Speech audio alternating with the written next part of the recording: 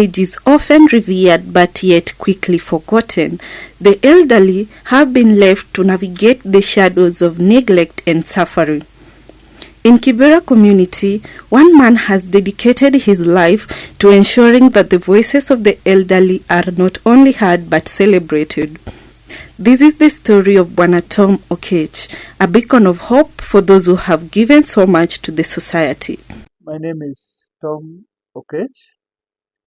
I work at La Vie Foundation as the Executive Director. La Vie Foundation is an organization that works for the welfare of older persons in Kenya. And we have been active since the year 2003. And we serve the older persons in areas of protection, advocacy, feeding, healthcare, home-based care, shelter improvement, relocation, and economic empowerment. Those are the areas that we work with older people. Across Kenya, we serve more than 10,000 older persons. We are headquartered in Kibera, Nairobi. Tom Okech's journey began with a deeply personal encounter. What began as a survey 20 years ago marked the beginning of his mission. His eye-opening experiences on how the elderly people who have given so much to the society have been neglected unveiled a stark reality. Elderly neglect was not just a personal issue, but a widespread problem that demanded urgent attention. Through stories of hardship and resilience, Tom Okech began to understand the profound need for support and care for the older people. There was a time I was actually doing a survey on vulnerable children.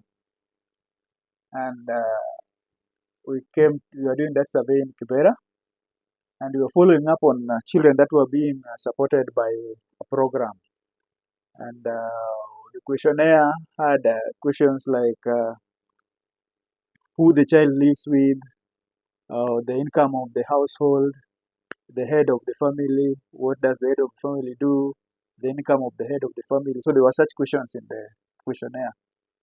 And when I got to children who lived with older people, then the response to the question on the income of the head of the family or what the head of the family does, then the response was, I don't work, I have no income. And then I went on to ask, then how do you survive now that you are the head of the family and you have people who depend on you? Then how do you survive? And how do you pay rent? How do you get food for these people? And then the answer was, Kimungu Mungu tu. Yeah, we survive Kimungu Mungu tu. That's Swahili for by the grace of God, surviving by the grace of God. And so this answer came from quite a number of old people who lived with the vulnerable children, who are either their grandchildren whose parents had died, especially more about from HIV and AIDS, and some their daughters or sons just disappeared and left the children, or some the parents could not take care of the children, so they had been left with the old people. So I finished my survey because it was for the children, but then that question kept lingering in my head, like, now these people who survived Kimungu Mungu and they were old people. So I took my own initiative now to come back to the people who I had identified who are responding to Kimungu Mungu, these old people. And then I called them together. Recognizing the urgent need for action, Tom turned his concerns into a mission, establishing an organization, La Vie Foundation, which is dedicated to uplifting the elderly. This made me realize, or made us realize that there is a gap. And at that time when we began, there was no Pesa ya Wazee. Yes. And there were no organizations. Now, there were not many organizations that were doing anything on the welfare of older people. And a lot of people did not even think that older people needed care. So we began there, and we started with a few. We started with 7 And then we went on getting others to come and just listen, and they got very interested because majority of them found us to be the very first people who wanted to listen to them. Today, Lavie organization provides essential services that address the diverse needs for the elderly. The organization provides food, shelter, and even economic empowerment to the elder people. The impact of Bwana Oket's organization, better known as Lavie Foundation, has been profound. Lives that were once overshadowed by neglect are now filled with hope and support. So nobody wanted to listen to them. And these days, the young ones don't even want to listen to old people. They are on their phones throughout. So nobody goes to old people to tell them stories of Hapo Zamani za Kale. Nobody wants to listen to Hapo Zamani za Kale. People, TikTok is there. They are always on their phones. So even talking to older people is a distraction. So they don't have people to talk to. So we gave a platform where they can be listened, where people can sit and they speak. And when you come to our meetings, we have that time where we give every one of them time to speak. They just speak what they want to say, and people are there listening. Setting up Lavie Foundation was no small task. It required unwavering determination and resilience in the face of numerous challenges. Oh, the challenges were from day one, because if I did not have some coins to pay for the space and the tea, because this was a food restaurant and someone was doing their business, so we could not go and sit there half a day and not buy tea and not pay for the space. So it began there. Issue of resources. You must have resources, whether given in kind or you need that space. And along the journey, when we could not be in that space anymore, then we had to look. We were many now, so we could not fit in that food kiosk.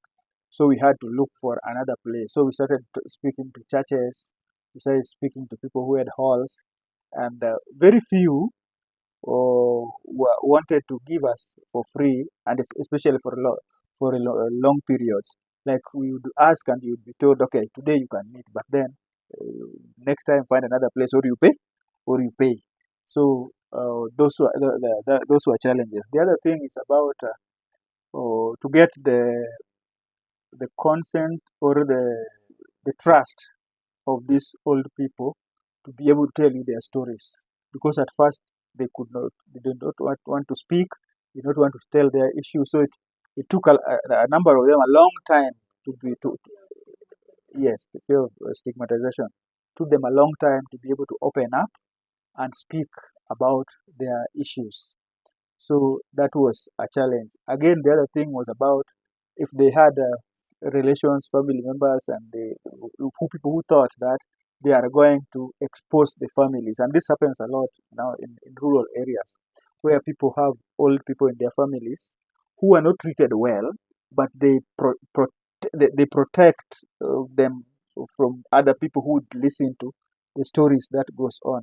If this person is not living well, does not have a bed, bed bugs all over, they are not fed well, the members of the family do not want them to speak out. So there is a big challenge there that the members of this one want to keep them there. Even when they are sick, some people just keep them there. And you will find that the treatment when they are sick is very low as compared to when they die. Tom also highlights the gaps in the legal framework for the protection of the elderly. Yes, we get reports on abuses, and that's why we give time every week when we meet, that they have time to say how the week has been, what they have encountered throughout the week. So through that, we get to understand what has been happening. Like even last week, when we met last week, we got a report of one of the old ladies who had been raped by two young men. You see, so that's how we get report, and we are following up on that currently. We are following up on what happened. So you will get a lot of information through that, and we follow up on the issue of protection. It could be the abuse by family members, abuse by neighbors, abused by the society, and we have another case that was reported to us where the neighbors don't allow this old person to go to the toilet, that anachafua choo. Yes, so they don't allow yeye atoke aende atafute choo kwingine. His call to action extends to the government, urging them to support the elderly through the stipulation of acts designed to protect their rights and ensure their dignity. It's a government bill which has been initiated by the ministry and should be going to the AG, then to Parliament. And we have tried to fast track it, including writing to the President, which he has not responded to our letter, so that this bill can be fast tracked, because the President has made commitments or promises on older people.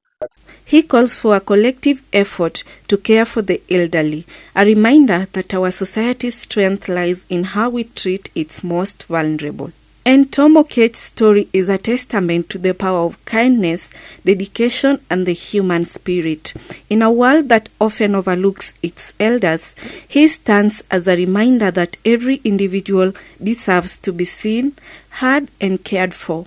Through his unwavering commitment, he is not only transforming lives but also inspiring a movement, one that celebrates the elderly and ensures they are embraced by the community they helped build.